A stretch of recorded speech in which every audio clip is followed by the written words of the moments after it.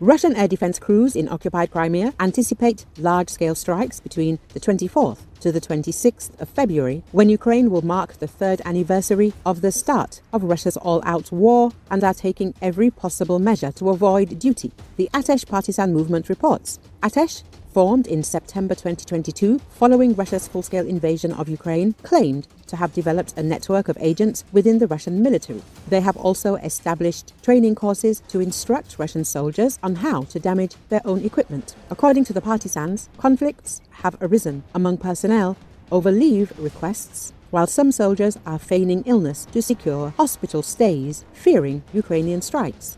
Russia's military command reportedly acknowledges the critical vulnerability of its air defense systems, particularly after relocating several units from Crimea to Russia. In response, internal security forces have intensified counter-sabotage measures to prevent intelligence leaks of their locations. Despite these efforts, local residents and even Russian soldiers continue to disclose air defense positions.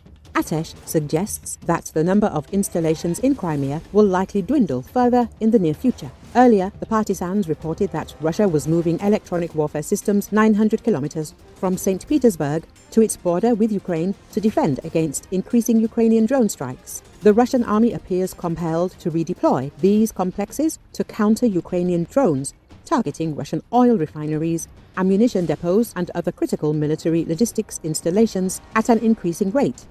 In this case, U.S. Secretary of State Marco Rubio denounced Moscow's aggression in Ukraine, but said it was dishonest to claim Kyiv was capable of destroying Russia on the battlefield and returning to the pre-2014 state of affairs. U.S. Secretary of State Marco Rubio said in an interview published on January the 30th. The U.S. official acknowledged that Russian President Vladimir Putin carried out atrocities and horrible things as part of his invasion of Ukraine, but voiced doubts about Kyiv's prospects for a complete military victory.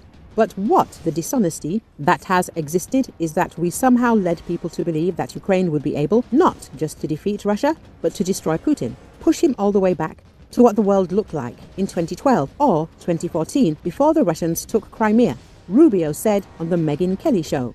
U.S. President Donald Trump has repeatedly criticized the Biden administration for funneling extensive support to Ukraine and pledged to broker a swift peace deal between Kyiv and Moscow.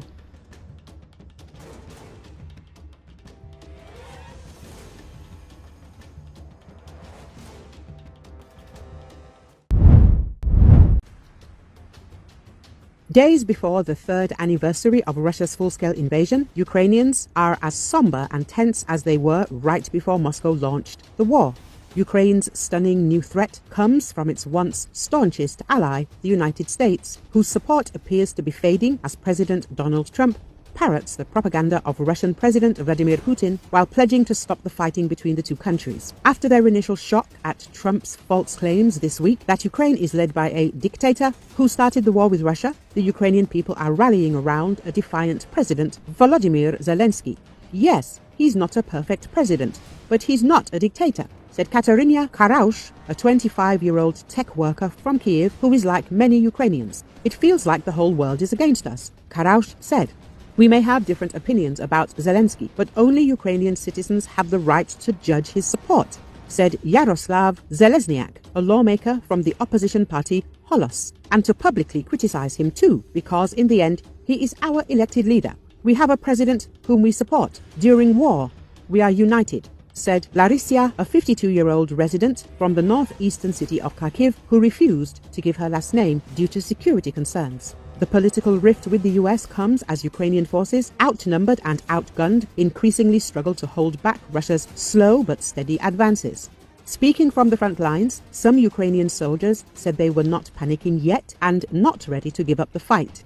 Even if we don't get enough weapons or if funding is cut, that doesn't change our duty to fight, said a Ukrainian officer who spoke on condition of anonymity in line with military rules. No shells. We'll take up rifles. No rifles? We'll grab shovels. Trump echoed one of Putin's frequent talking points, claiming Zelensky, whose term expired last year, must hold elections.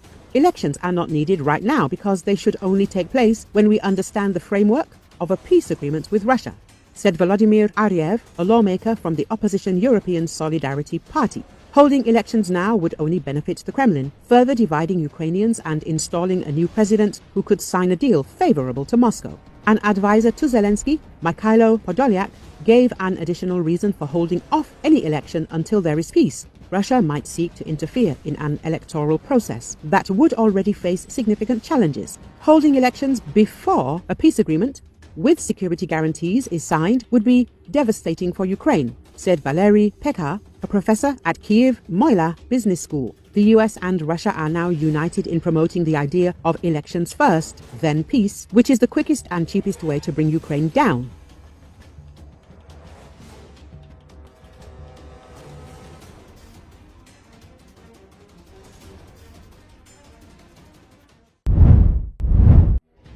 Another Tesla premise has come under attack amid global protests against its owner Elon Musk.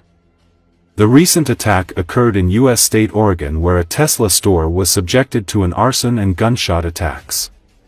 At the same time, the attackers left a sticker on one of the surviving windows with the inscription, "Kill Elon," after damaging several cars and windows. The incident occurred in the city of Salem on Wednesday. Salem police arrived at the scene of the incident in the morning to investigate the situation. The FBI is also involved in investigating the attack. Several vandalism attacks have been launched on Tesla premises around the world recently with the goal of protesting its owner Elon Musk. It's believed that Musk's stance over Ukraine is behind increased attacks and protests involving Tesla. Last month, a Tesla Cybertruck exploded in flames outside Trump International Hotel in Las Vegas, killing the driver and injuring 7 others. Wednesday's attack on Salem marked the second time the FBI got involved in investigating the attacks on Tesla store. Earlier, FBI helped to investigate the attack in Colorado, where a Tesla store was vandalized and arson was attempted in the facility. The police couldn't say if the 2 incidents at the Tesla store over the last month were politically motivated. An unnamed representative of FBI declined to specify why the FBI was helping the investigation. The FBI's standard practice is to assist local agencies with their expertise or tools, for example, if it can benefit an investigation, the representative said.